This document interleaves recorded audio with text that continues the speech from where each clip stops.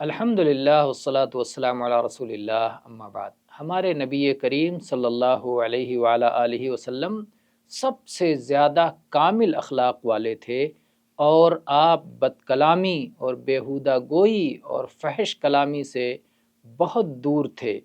اللہ کے نبی صلی اللہ علیہ وسلم نے اپنی امت کو بھی اس سے منع فرمایا ہے کہ وہ کوئی بدگوئی کرے، فحش گفتگو کرے، لعن طعن کرے۔ چنانچہ عبداللہ ابن مسعود رضی اللہ عنہ بیان کرتے ہیں کہ اللہ کے نبی صلی اللہ علیہ وسلم نے فرمایا، ایمان والا لعن طعن کرنے والا نہیں ہوتا، نہ ہی فحش گو اور بد کلام ہوتا ہے۔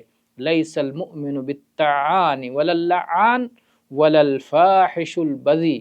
تو فحش کلامی اور بدگوئی اور بری باتیں زبان سے ادا کرنا اور بیہودہ کلامی کرنا، یہ اسلام میں قابل قبول نہیں ہے، اس کی ممانعت ہے۔